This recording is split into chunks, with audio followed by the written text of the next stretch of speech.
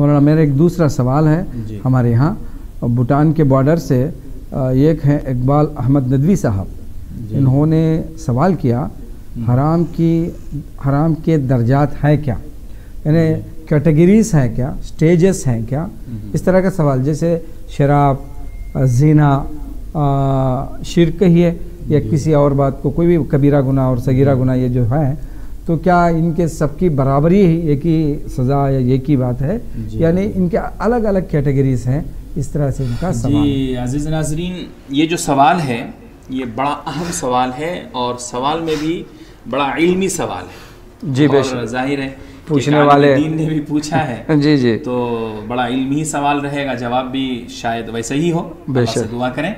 عزیز ناظرین، میں آپ کو دو لفظ پہلے بتانا چاہتا ہوں۔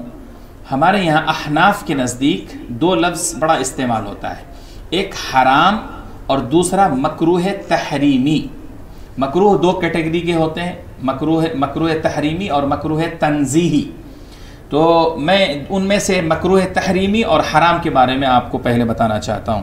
دیکھیں، یہ جو کیٹیگری ہے یعنی حرام اور مکروہ تحریمی، ان دونوں کا تعلق دلائل سے ہیں، یعنی دلائل اگر اتنے مضبوط ہیں کہ ان سے حرمت ثابت ہو جاتی ہے تو اس چیز کو حرام کا درجہ دیا جاتا ہے۔ اگر دلائل میں کچھ کمی ہے اور اس اعلیٰ درجے کی دلیل نہیں ہے تو ایسی صورت میں اس کو مکروہ تحریمی میں رکھا جاتا ہے۔ یہ علماء، فقہا اور محدثین یعنی کہ علوم شرعیہ کے ماہرین اصل اس سے واقف ہیں۔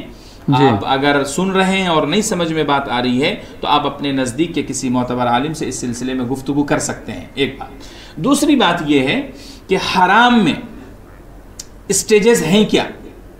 یہ جو سوال ہے میں سمجھتا ہوں ان دونوں لفظوں سے آپ کو سمجھ میں آ گیا ہوگا کہ ہاں اسٹیجز ہیں، اسی وجہ سے ایک حرام ہے اور ایک مکروہ تحریمی ہے۔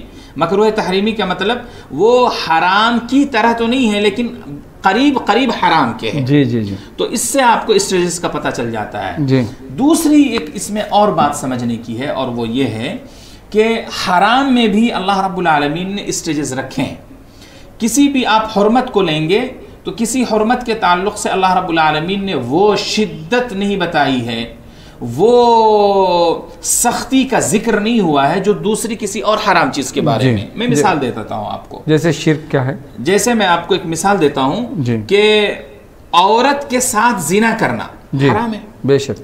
اسی عورت کے ساتھ لمس کرنا یعنی اس کے بدن کو چھونا، اس کے بالوں کو چھونا، ظاہر ہے کہ یہ بھی حرام ہے۔ لیکن جو زنا کی شدت، حرمت کی شدت ہے، اس میں اور لمس میں دونوں میں فرق ہے۔ جی جی، اسی طریقے سے آپ دیکھیں کہ ایک شخص چوری کرتا ہے اور چوری کر کے وہ خود کھاتا ہے اور اپنے گھر والوں کو کھلاتا ہے، یہ حرام ہے۔ لیکن وہیں دوسرا شخص ہے جو سود کھاتا ہے، تو چوری کی حرمت اور سود کی حرمت میں زمین و آسمان کا فرق ہے۔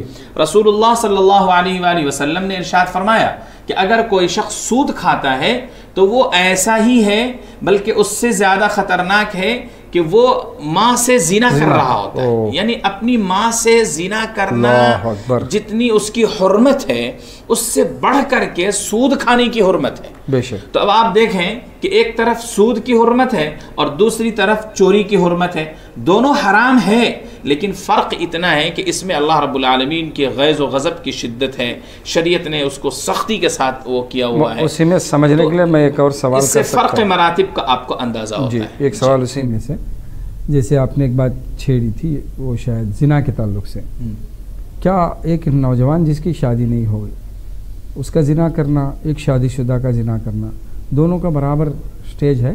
نہیں، دیکھیں، اچھا یہ ایک مثال یہ بھی آپ اس میں ایڈ کر سکتے ہیں جو ہمارے ہوسٹ صاحب نے پوچھا ہے کہ ایک شخص شادی شدہ ہے اور دوسرا غیر شادی شدہ ہے، وہ دونوں زنا کرتا ہے، دونوں کا عمل ایک ہے اور وہ عمل ہے زنا، اور زنا کرنا حرام ہے، بے شک۔ لیکن آپ دیکھیں کہ ایک شخص کے حق میں وہ زنا کی جو حرمت ہے اس کی شدت زیادہ ہے اور دوسرے کے حق میں اس کی حرمت کی شدت کم ہے، بے شک۔ جیسے شادی شدہ شخص اگر زنا کرتا ہے تو اس کو اللہ رب العالمین نے سنگسار کرنے کا حکم دیا ہے، یعنی اس کو زمین میں گاڑ کر کے اس کے اوپر عوام الناس پتھر ماریں گے یہاں تک کہ وہ مر جائے، آخری سانس تک اس کے اوپر پتھر برسائے جائیں گے۔ لیکن وہیں اگر کوئی ایسا نوجوان ہے جس نے شادی نہیں کیا ہے اور اس سے زنا سرزد ہو گیا تو اب اس شخص کو سنگسار نہیں کیا جائے گا۔ تو ان دونوں میں فرق ہے۔ تو آپ دیکھیں ہے حرام دونوں اور دونوں نے ایک ہی عمل کیا ہے، لیکن دونوں کی حرمت کے فرق کی وجہ سے دونوں کے نتیجے میں سزا میں اللہ رب العالمین نے فرق رکھ دیا ہے۔ تو میں سمجھتا ہوں یہ بات ذرا علمی ہے۔